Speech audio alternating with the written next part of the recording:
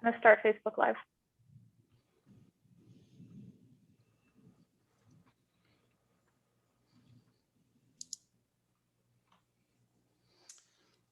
Hi, good evening, everybody. We'll get started in just a minute here as folks trickle in at 7 p.m. Central. Give it 30 seconds or a minute. If you're joining us and haven't used Zoom before, welcome to Zoom. It's a whole new world.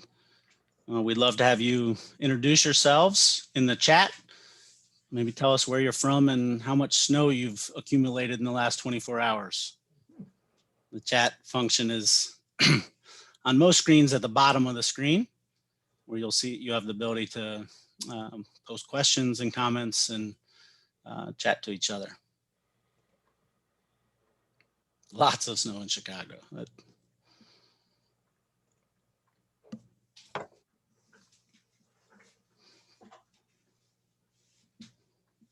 Wow, we got a lot of folks coming in. That's great.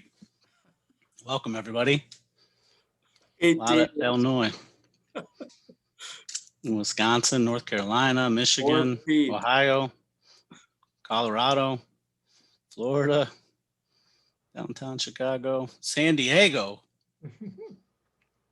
That's great. Welcome, everybody. Indeed.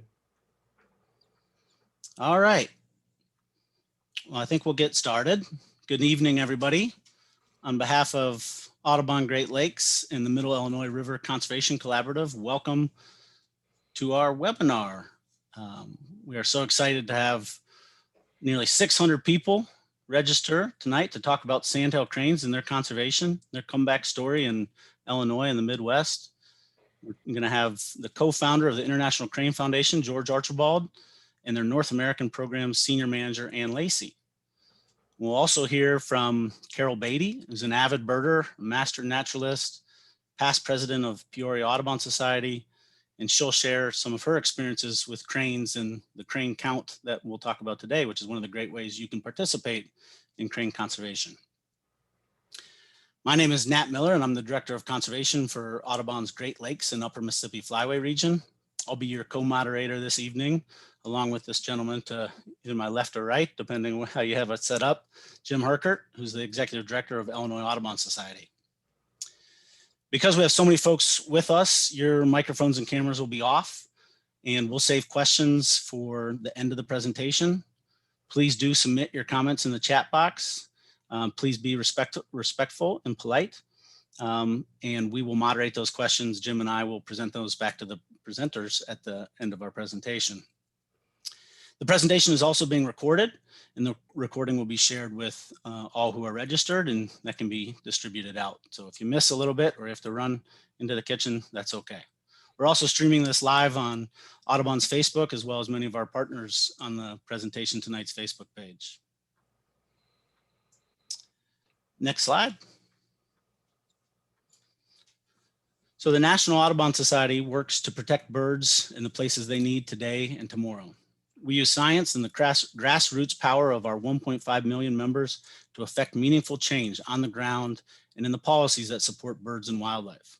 Today, much of that work focuses on protecting the big, iconic, and critical landscapes in North America and the Western Hemisphere, like the Great Lakes and the Mississippi River system. Work at this scale does not get accomplished without partnerships. The Middle Illinois River Conservation Collaborative, on the next slide, is a collaboration of 9 like-minded organizations, and its goal is to facilitate the protection, restoration, and management of key natural areas along the Illinois River in central and north central Illinois, creating a mosaic of high-quality conservation sites representative of the Illinois River system's rich biodiversity. One of our great partners on the Middle Illinois River Conservation Collaborative and one of our strongest partners in the Midwest is the Illinois Audubon Society, the oldest nonprofit independent conservation organization in the state of Illinois. For those many of you who have joined us from the state of Illinois, if you're into birds and bird conservation, then you must know their brilliant executive director, Jim Herkert. Jim, take it away. All right, thanks, Nat. So yeah, welcome tonight, and On behalf of the Illinois Audubon Society, welcome to tonight's presentation. The Illinois Audubon Society, our mission is to promote the perpetuation and appreciation of the native flora and fauna of birds and the habitats that support them within Illinois. As Nat said, we're Illinois' oldest conservation organization. We were founded in 1897, so next year we're going to be celebrating our 125th anniversary. Like Audubon Great Lakes, we're structured by chapters. We've got 17 chapters around the state, and we also own 3,432 acres around the state that are distributed among 16 sanctuaries that go from the southern tip of Illinois up into northern Illinois. And we also produce Illinois Audubon Magazine, which is Illinois' only statewide conservation magazine. A couple of our sanctuaries, our Stewart Lake Sanctuary at the Sangonoy State Fish and Wildlife Area and the Hopewell Hill Prairies are situated within the middle Illinois. And so we're both interested and rooted in the work of the collaboration focused on the Illinois River. And tonight it's my great pleasure to introduce the International Crane Foundation. The Crane Foundation works worldwide to conserve cranes and the ecosystem, watersheds, and flyways on which they depend. They provide knowledge, leadership, and inspiration to engage people in resolving threats to cranes and their diverse landscapes. From just 100 miles north of the Illinois border, headquartered in Baraboo, Wisconsin, they work across the globe to protect the world's 15 species of cranes.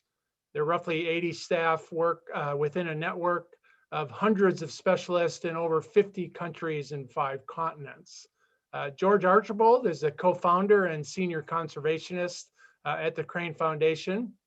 His visionary leadership and international conservation efforts spans over 40 years, and he's inspired crane conservation worldwide. George is a true conservation ambassador who uses his unique brand of crane diplomacy to work with in sensitive places. He leverages the charisma of cranes to unite people from diverse cultures and countries to work together to preserve the landscapes necessary for the survival of both cranes and people. George was born in Nova Scotia, and he holds a PhD from Cornell University. He's received 4 honorary doctorate degrees and many awards from premier conservation organizations, including the National Audubon Society, the World Wildlife Fund, the MacArthur Foundation, San Diego Zoo, the Indianapolis Zoo, and Nature Canada. In 2013, George was awarded the Order of Canada on behalf of Queen Elizabeth II. So again, it's my great pleasure to introduce George. George, take it away. Thank you very much, Jim. And good evening, everyone. It's lovely to be with you on this cold winter night to talk about the return of the cranes. And next slide, please. The International Crane Foundation has already been introduced, and now I'll talk a bit about these special birds. Some of them stand as tall as a man and live into their 30s or 40s. In zoos, they've lived up into their 80s. They're monogamous. They pair for many, many years. We have a very low rate of divorce, and they lavish care on their young. They only rear 1 or at most 2 chicks a year. Next slide. And they are beautiful birds.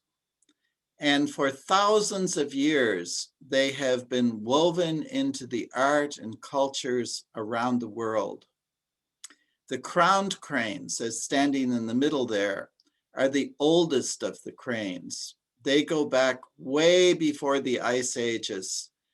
And the Sandhill crane, whose head is popping up at the lower right, is the oldest bird still alive from the fossil record, going back several millions of years. The crowned cranes that were before the Sandhill cranes are now extinct, and from them, the more modern Sandhill or crowned cranes evolved. So we have these beautiful birds. Next slide. And they're found on all the continents except South America. We don't know why they never reached South America, especially since we believe the family first evolved in North America, because the closest cousin to this old crane, the Sandhill crane, is the limpkin. And the limpkin is an aquatic bird with a long curved beak like a curlew that lives in the neotropics. It lives in Mexico and Venezuela and so on. But the cranes, we believe, started in North America and then radiated out into Asia and eventually down into Africa and to Australia. Next slide, please. Cranes are known for their demonstrative behaviors. You can hear their calls for more than a mile. And the mated pair do a wonderful display called a unison call or a duet. These are Siberian cranes, the most critically endangered of all the cranes, doing their unison call, which sounds like a European police car. Do, do, do, do, do, do, do, do. And they go on and on. Next slide. In many cultures, cranes are protected and revered as sacred birds.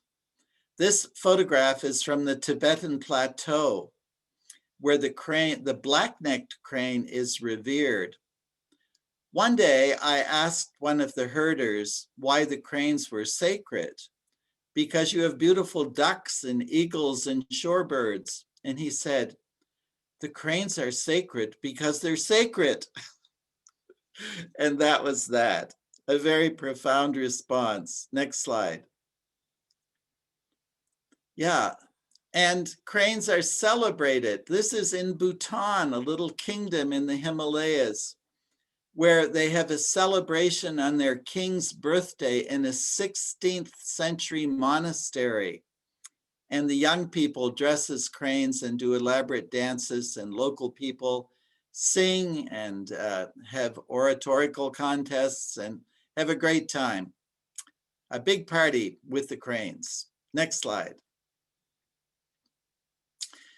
Well, the International Crane Foundation, as Jim already mentioned, we work around the world helping the cranes because the cranes are in trouble. They're in trouble because of us, because of humans, and the loss of their habitat and to collision with wires and poisoning and hunting in certain areas, all kinds of problems. Next slide, please. Next slide. Yes, there we have them. So from these 15 species of cranes, no, go back, please. Keep that first slide. The Sandhill crane, the third bird from the right, and the whooping crane, the bird right in the middle. There's the whooping crane just above that crowned crane. Those are our two species from North America. And of these 15 species, 11 of them are threatened. Only 4, including the Sandhill crane, are really in good shape. So our work includes trying to protect these birds in so many foreign countries. And for example, that bird with its wings up in the air, they breed in Russia and China, and a third of them winter on the demilitarized zone between North and South Korea. So we have to work with all these different countries, which I find fascinating. I love that kind of work. Next slide. I'm going to talk first of all about the whooping crane, the tallest bird that flies in North America, standing 5 feet tall. Next slide. And they were reduced to just 15 individuals in the migratory flock that comes from that little dot way up in northern Canada, all across the Central Plains to winter at that little spot in Texas, which is now very cold.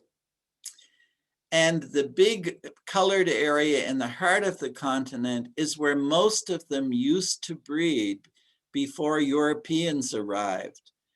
And that blue area is the tall grass prairie, which with some of the richest soils on the planet. And since the early 1800s, it's become the food basket for much of the world at the cost of the wildlife that once lived there. Next slide, please.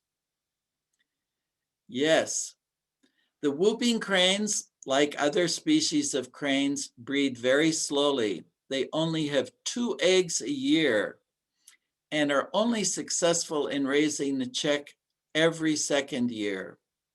A lot of the young birds are killed by predators or other reasons. Next slide. Very slow reproductive rate. Now, here are our ancestors coming from Chicago, heading west across the Great Plains. And your family is in that covered wagon, and you have potatoes that you're hoping to plant in the early spring, so you'll have some food for the next winter.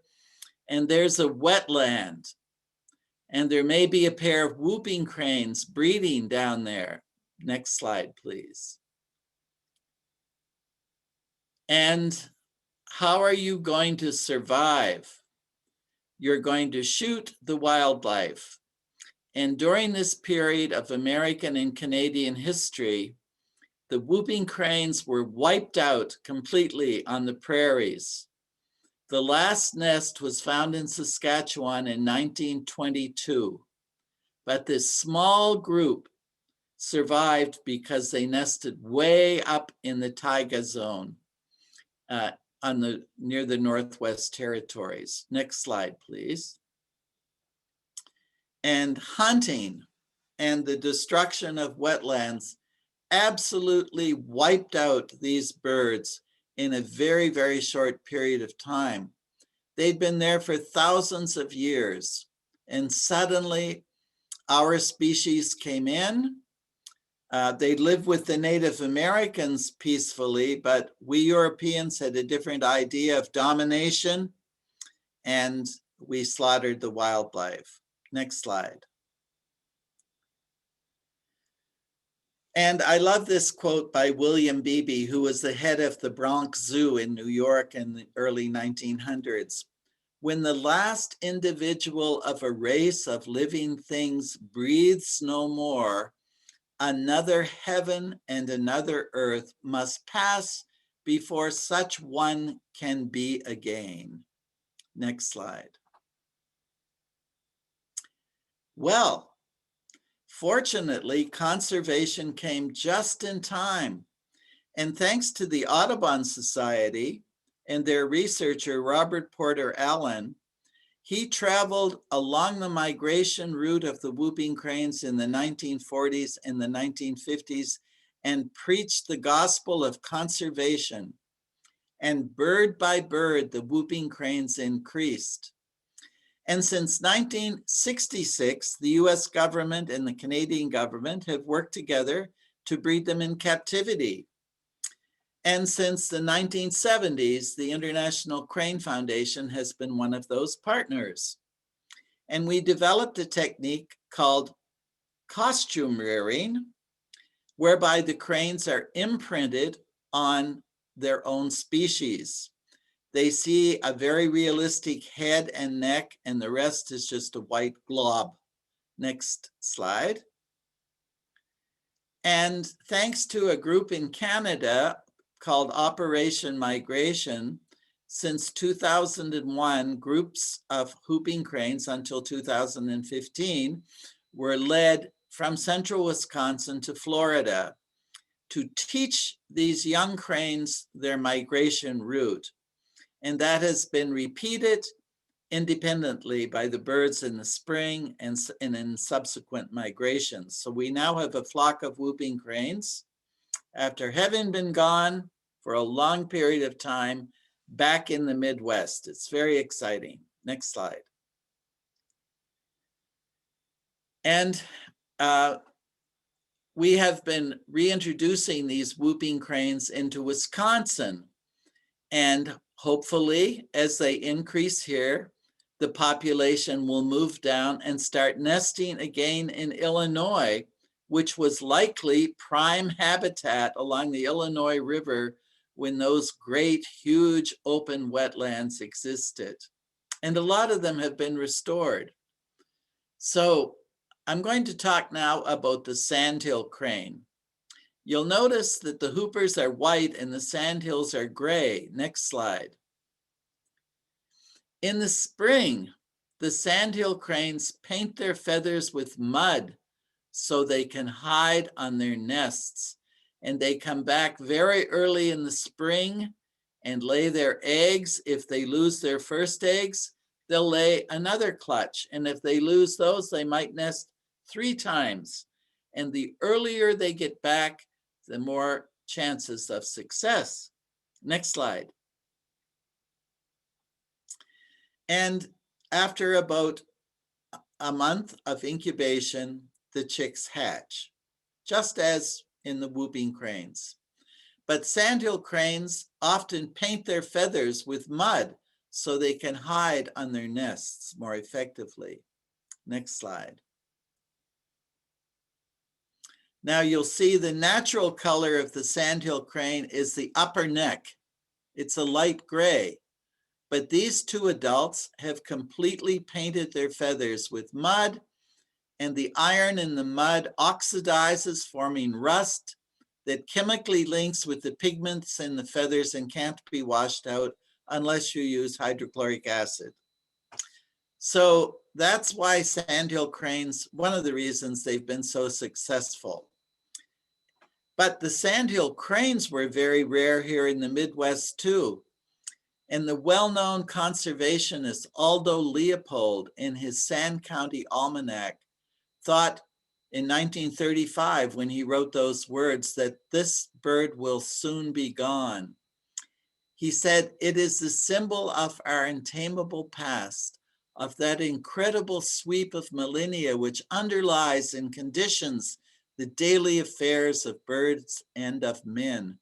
When we hear his voice, we hear no mere bird. He's the trumpet in the orchestra of evolution." Next slide. And he said, "The sadness discernible in some marshes arises perhaps in their once having harbored cranes. Now they stand humbled, adrift in history." Fortunately, the crane music is back on our marshes in the Midwest. We have thousands of sandhill cranes. They've made an incredible recovery. And now my friend Anne Lacy is going to tell you all about how it happened. Thank you, George. That was beautiful. I love following that quote by Aldo Leopold, and I hope that people recognize that and sang along with you.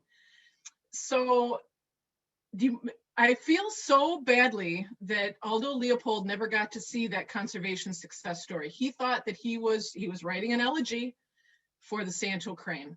And when I started at the Crane Foundation in 2000 as an intern, I was working exclusively on Sandhill cranes, and I thought they were everywhere. So I got to see that success firsthand. So let's drill down and talk more about Sandhill cranes. They might be your favorite crane too. They're certainly a great sign of spring, and it'll be any time now that they'll be returning. Next slide, please. So let's do a tour of North America and Asia. Sandhill cranes are even breed up in way up in Siberia. So you can see them over the Bering Strait over there in Russia. Those are the birds that migrate back through Alaska, through Canada, and through the Platte River. And if anybody has seen the birds at the Platte River in March, put that in the chat box. That is one of the most spectacular things that you can ever see. But what we'll be talking about today is the birds that are roughly in that red circle, the birds that we know from up here in the Great Lakes states. So Grus canadensis is our most numerous crane species. They have a very wide range, and they have, as you can see in those black lines, they have a lot of migration paths. There's also 6 subspecies. So there's 3 non-migratory subspecies that you can see in those yellow dots that are kind of in the lower latitudes, even in Cuba. But the cranes that we have here in the upper Midwest are greater sandhill cranes. So a clue as to why they might be so successful is they're generalists, so they can adapt. When the pioneers that George was speaking of came through and plowed up those prairies, well, they planted corn amongst other grains and plants, and sandhill cranes were really able to adapt to that agricultural lifestyle. So looking at just the eastern population of sandhill cranes, kind of the breeding area roughly in that circle again, and wintering down in the southeastern US. What we know now is their 3-year average is about 81,000 birds. Their population trend is increasing. They're still endangered. I believe they're now threatened in Ohio, and they have been delisted in Illinois. They were state endangered, but as of 2009, they have been delisted. And they are now managed. There's a management plan for the eastern population. And that, of course, is management speak. Consumptive and non-consumptive purpose is there's some states that do have a hunting season. So next.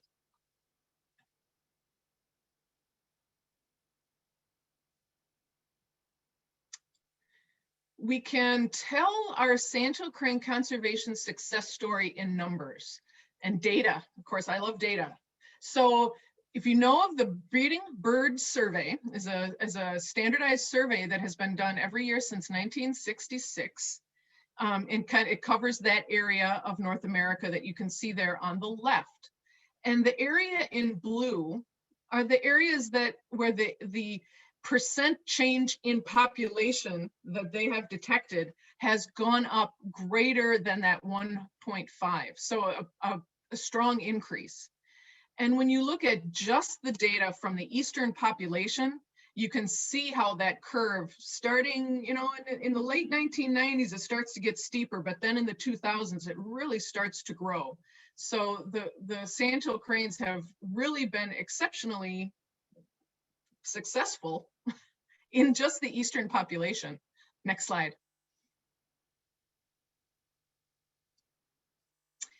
So if we look at just this research that I have been doing, this is from a paper, and Isabella will put in the chat box for anyone that would like more information about this.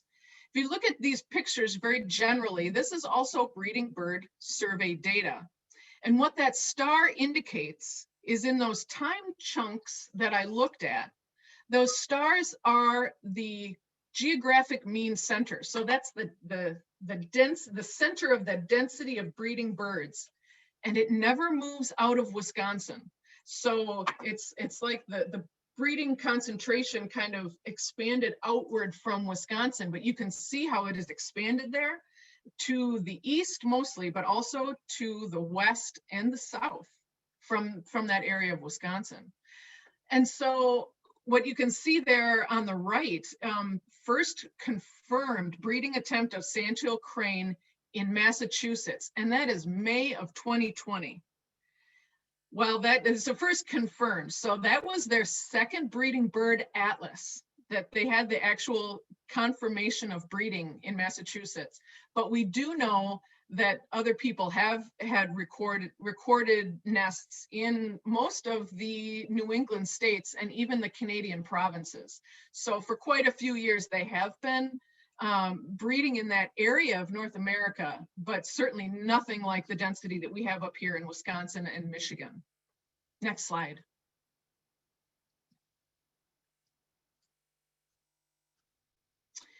So if we look at research that has been specifically done on Illinois sandhills, there has been some, and this is from the PhD research of Jeff Fox and his colleagues down at the University of Illinois.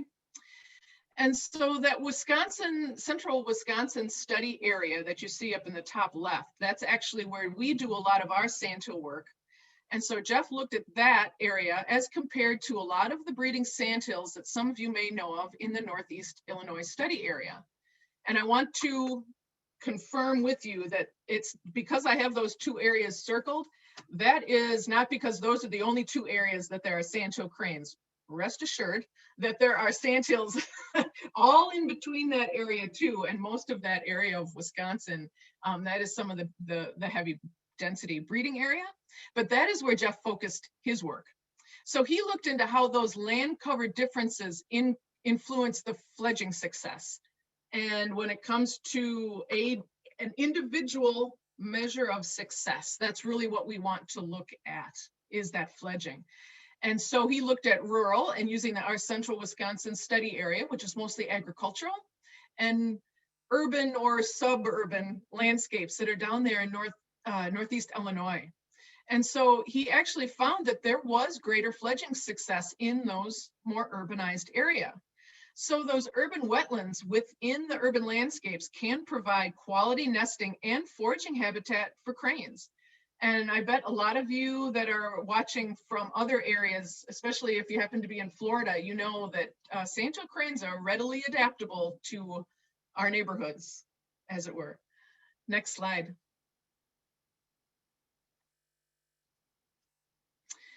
So reflecting on this increase in the Sancho crane population in the upper Midwest, in the early 70s, much interest was directed at this burgeoning Sancho crane population. And in 1978, this had solidified into a collaborative effort.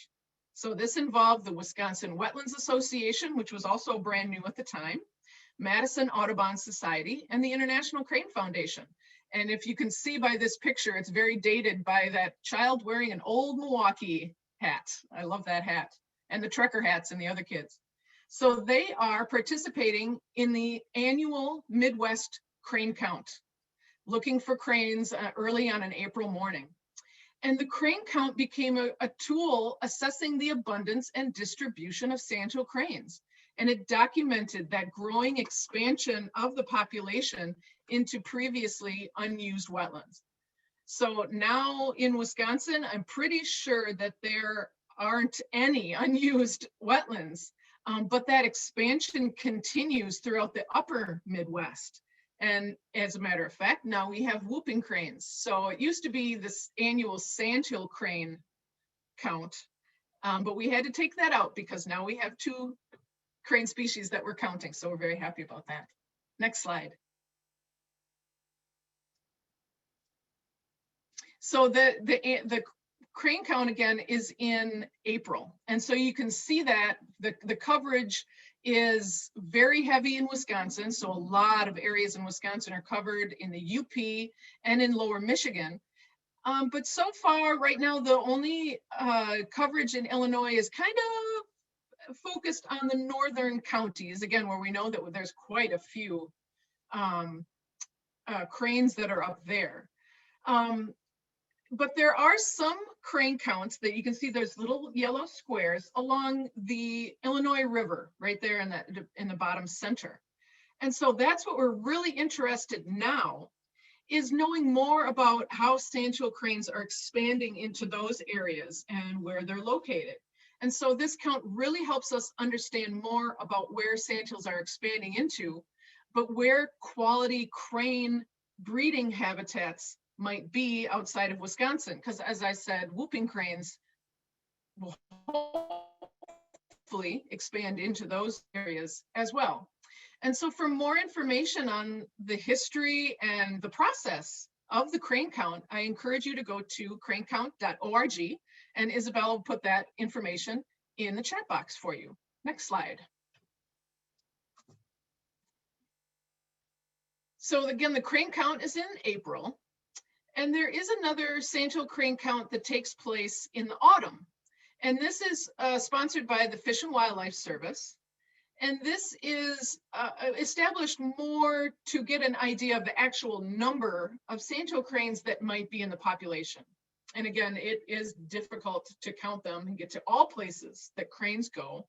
But due to their wonderful, wonderful habit of gathering in huge flocks in the fall, that does make it a little bit easier. So the Fish and Wildlife Service has been counting cranes since 1979. And this does help inform the management plan for this migratory population of cranes. And it can help tell us a little bit about the changes in distribution and the population levels as well.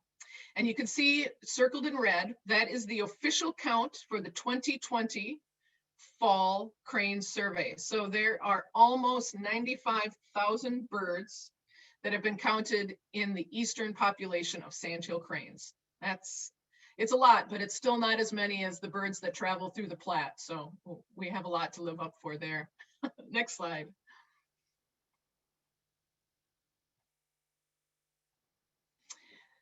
So we often get asked, where can I go to see sandhills near me? And that's exactly what we have developed, is a way to find sandhill cranes near you. And this is a tool that is on our website. And again, Isabella will put the link to that in the chat box so you can get that and go there for yourself and browse that. So this is derived from eBird sandhill crane sightings. So it is real-time information. And if you look at finding where the sandhill cranes are near you, it takes a month's worth of data.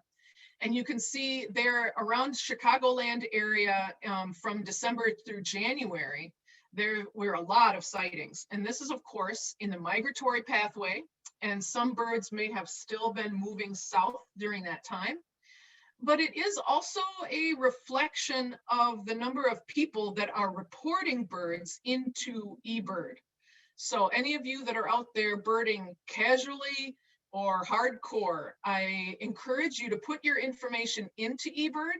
It is a powerful, powerful data source that we can use for casual birding like this, but also we use the data for many things as well. So I really encourage everyone to use eBird. You can also explore the Sandhill crane distribution, and on the lower right, there is an example of that. And that's roughly that same time frame. And you can see more the density of birds through that tool. And in the right-hand box on the far right side below Gary, Indiana, you can see a bright red dot. And that is, some of you may be familiar with Jasper-Pulaski Wildlife Area, a well-known staging and wintering area for sandhills and now whooping crane. Next slide, please.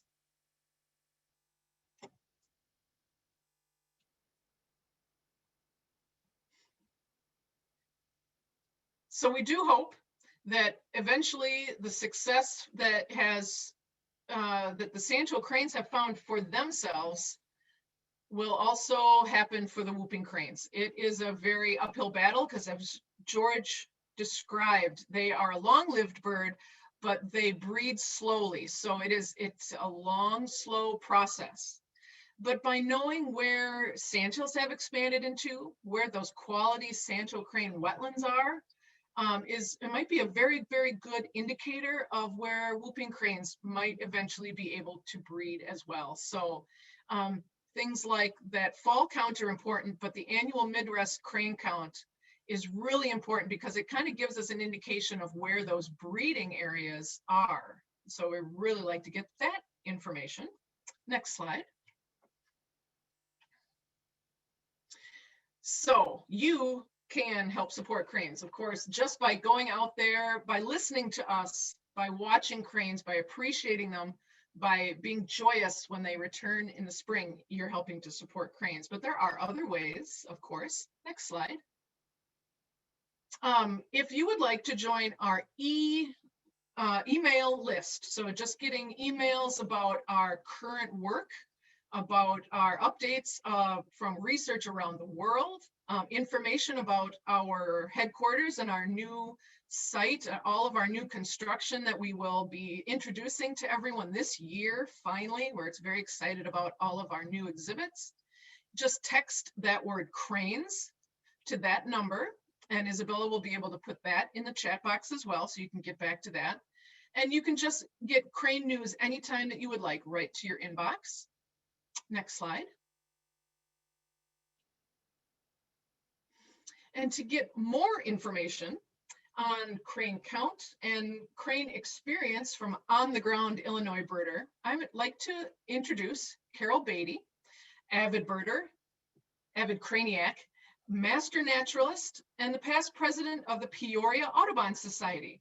And she can share some of her experiences again with cranes and the crane count, which she has been involved in. past and present, I believe. Carol? Okay, thank you very much, Anne, for the introduction. I don't know if you can see my video, but anyway, so my name is Carol Beatty, and I'm with Peoria Audubon Society, as Anne said, and I am a self-described craniac, as are many of you in the chat, as I can tell. Just a little background on me. I've always loved birds, but I think I became a birder in grade school after when my great uncle gave me an old pair of binoculars as well as a tattered field guide.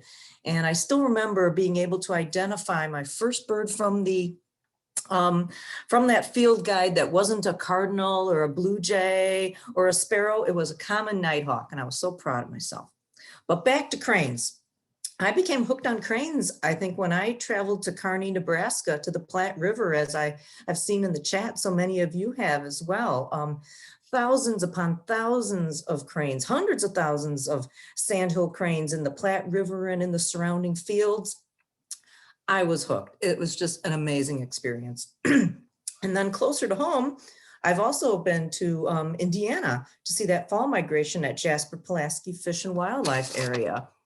And just this past December, I was there, and there were a good 35,000 cranes there. And just to see them all come in the evening to roost. And then in the morning, of course, I had to stay overnight and then stay and come out in the morning. And then to see them all take off, and just the calling, the noise, it's just beautiful. And they have a really nice setup out there. If you haven't been there, they have a really nice platform and parking area. So it's really nice out that way. So after all of that, I wanted to get more involved. So I found out about the Midwest Crane Count with the International Crane Foundation. And so I was able to participate in a crane count in Stevenson County in Northwest Illinois. So to do the crane count, you are in the field at 5:30 in the morning. It's still dark, it's pre-dawn, but just being out there, and it's silent, it's quiet. And then you start hearing those cranes, and you start hearing them. And then as the sun comes up, you see them, and you record your data. So it's a really rewarding experience. So this year's count is on April 17th, and I'm excited to be a part of expanding the crane count into central Illinois, into the Illinois River Valley. Peoria Audubon and several other organizations are going to be coordinating these new counts in that central Illinois region. So if you want more information on that and to be a part of that, that link is going to be put into the chat. So with that, I think we'll take it back to the panel for questions. Thank you, Carol. That Thanks, is Carol. a superb, what is that called? Recommendation from a craniac. They can be trusted. Awesome presentations, George and Ann and Carol. And yeah, I think the evidence of that is in the chat, where we've had nonstop chatter, almost 500 people on this webinar. And I think it's a testament to the power of birds and cranes to bring people together. It's awesome. So we've got some of the questions organized, and Jim and I will try and farm those out to all of our speakers. I got to start with something that's not a question though, but is an incredible fact that popped up in the chat.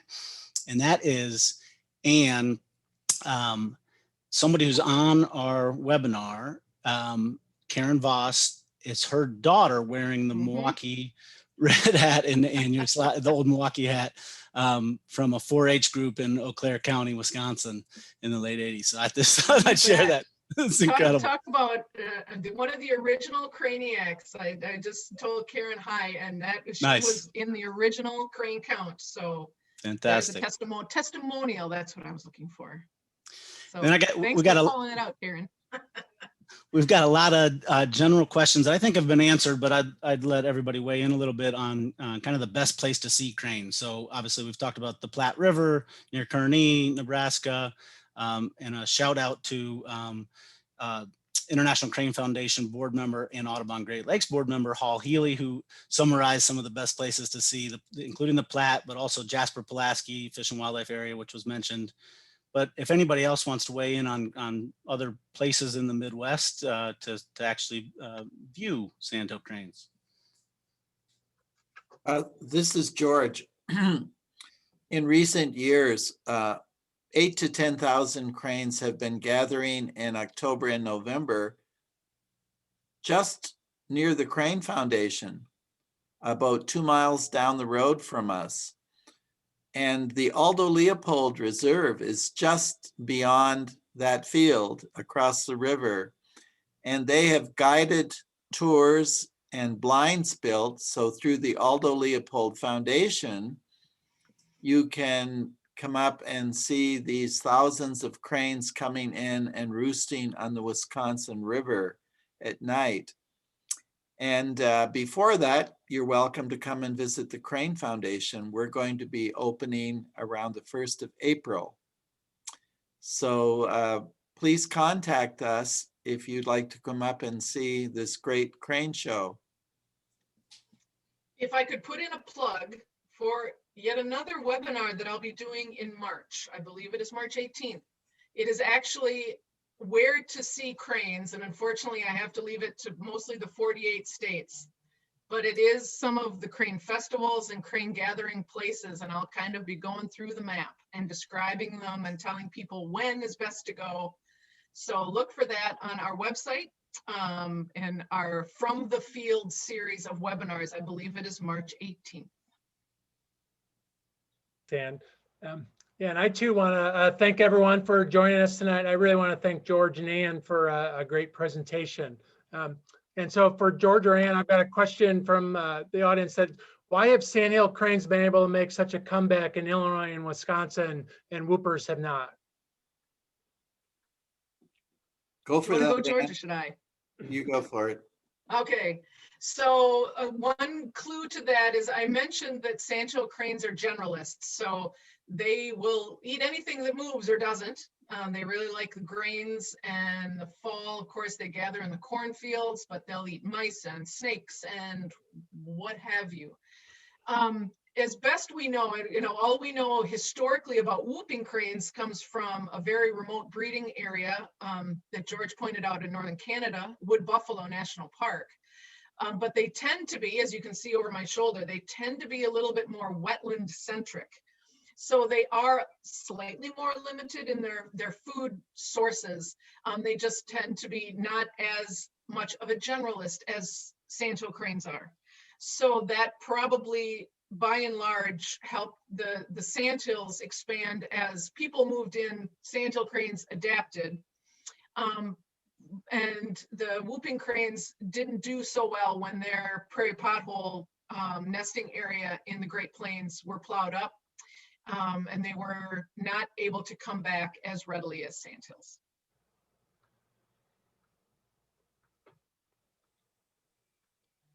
Joe, any others to add to that? The encouraging thing is we found that we released our whooping cranes in a big wilderness area called Necedah National Wildlife Refuge. And subsequently, we've been releasing them in eastern Wisconsin into wetlands that are bordered by agricultural lands. And we're finding the whooping cranes are also feeding in agricultural fields and benefiting from farmland. So we're hoping that just as the sandhill cranes have been very successful in living in a changed world, a world with wetlands surrounded by farmlands, that the whooping cranes will be as well. They're showing some very encouraging behaviors.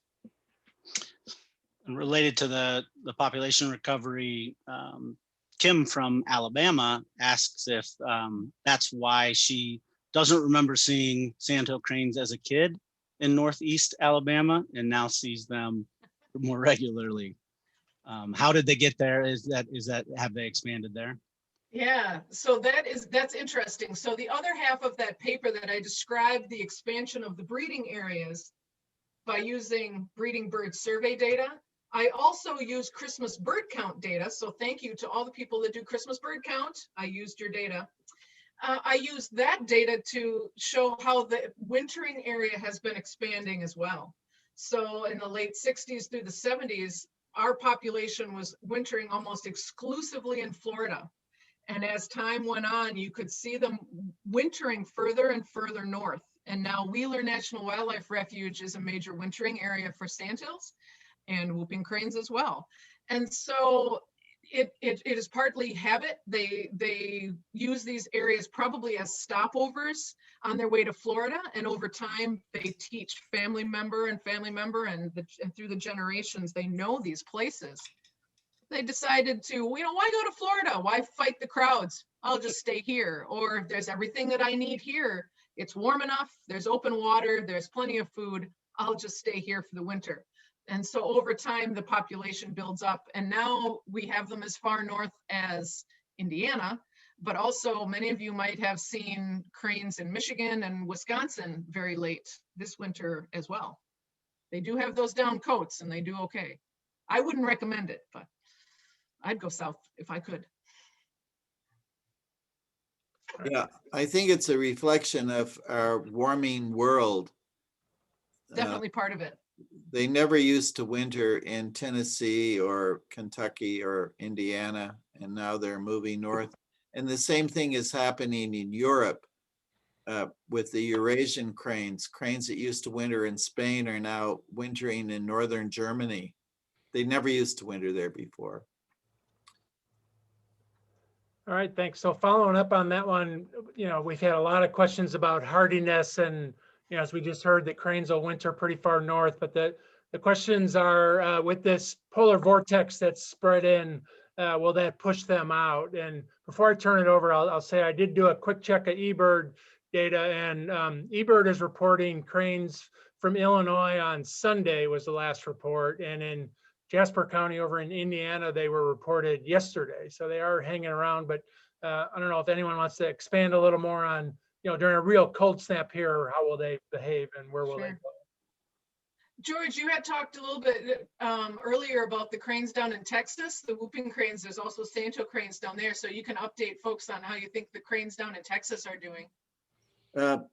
I heard today from my colleague, David Brandt, who's studying the whooping cranes down there. And he said the water temperature dropped from 70 to something 17 or whatever, or the air temperature from 70 to 17. And there are a lot of dead fish. And he said it will likely be a smorgasbord for the whooping cranes. But I'm concerned about that if these fish start decaying you could be concerned about botulism, which is a poison produced from decaying flesh. So there's always things to worry about, but we don't have to worry about the cold because the whooping cranes are incredibly cold hardy, as evidenced by the ones at the Crane Foundation on these cold days, standing out in the snow and calling and looking very, very happy. As long as they have food, they can stay warm. Yeah, I think that's key. Water freezing is an issue, but birds have been known to roost on ice. And I think if that cold lasts a long time, they will move south.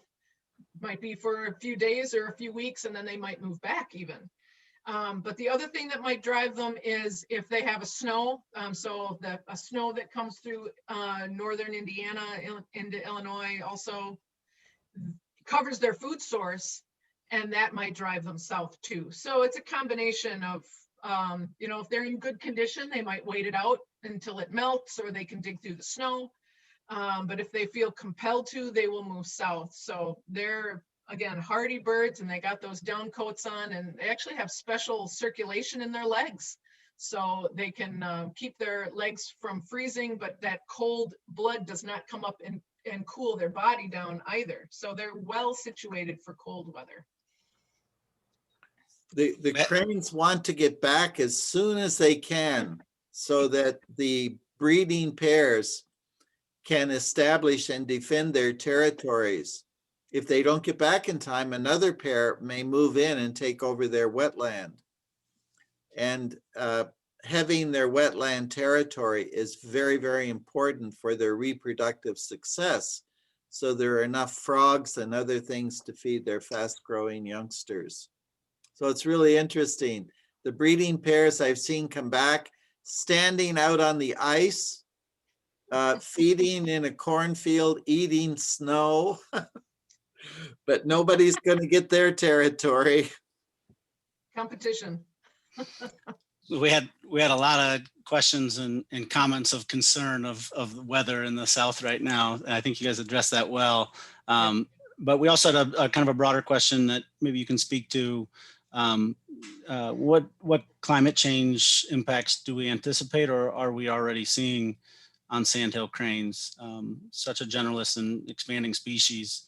And I'll add that I just quick looked at some of National Audubon's climate science, where we've modeled climatic suitability of species and how that is shifting with the increase in temperatures that we're seeing. And we have sandhill cranes listed as vulnerable to that, and with expected range losses of breeding range losses of like 30% if we continue to see these warmings. And that's with kind of the understanding that the birds will have to adjust in some way or another to a shifting climatic condition. But I wonder if George and Anne, you could speak to that as well. George, do you want to talk globally? Because we do have a publication about how cranes might be affected globally by climate change. Especially those mountains behind you, George. Yeah, we're seeing changes all over the world. In Africa, some areas are becoming extremely dry, and the cranes for example, in western parts of South Africa, we're very concerned about the blue cranes there, and on with changes in climate. And it's in some areas, they're getting more water than they ever had before. For example, the Tibetan Plateau.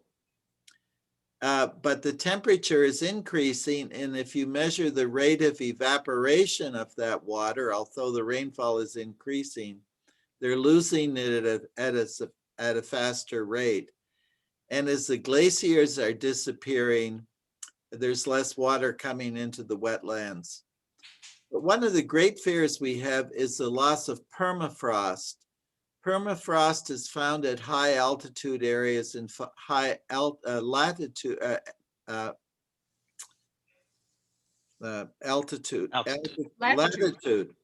I'm getting confused. Latitude, like up in the Arctic.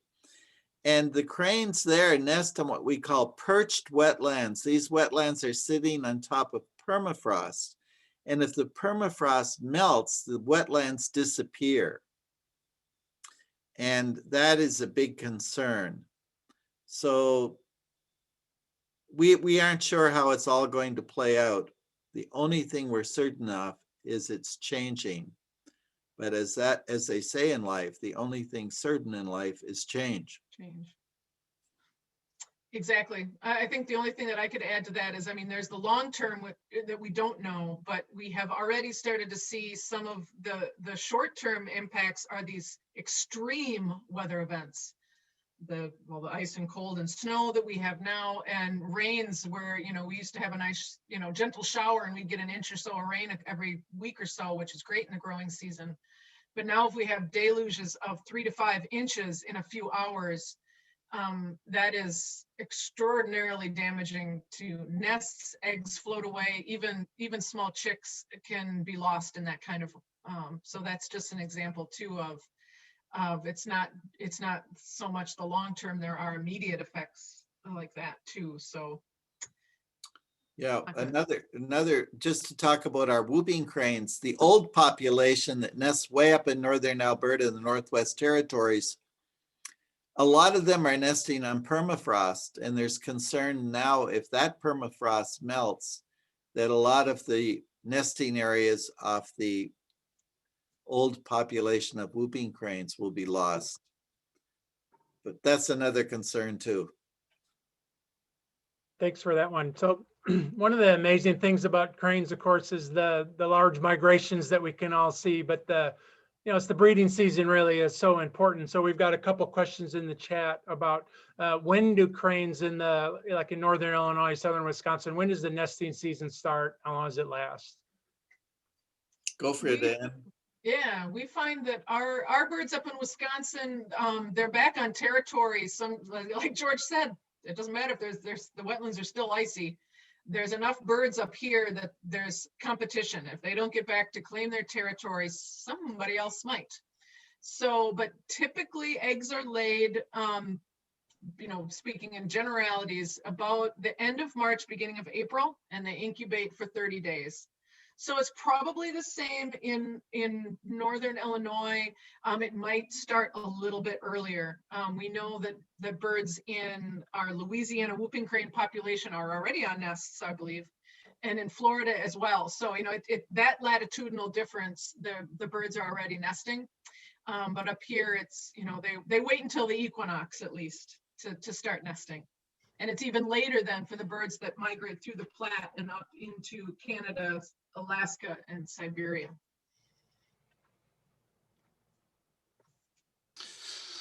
Well, we've got so many questions, but we already went through an hour. And out of respect for everybody's time, I think we better close out now. I just want to reiterate a thanks to so many people for joining us and for caring about cranes and bird conservation, and to our panelists and speakers tonight who did a wonderful job. You have our contact information. You'll have a recording of this. We encourage you all to reach out, learn more, get engaged, help save cranes and birds in Illinois and beyond. Yes. Thank you so much for having us. Yeah, thank you very much. And if we can get your questions, I'm happy to answer them by email. Yeah, we'll have a transcript of the chat, and so we can share that with all of our panelists and get back to folks. Thanks, everybody. Thank Good you, night, everybody. Bye. Yeah.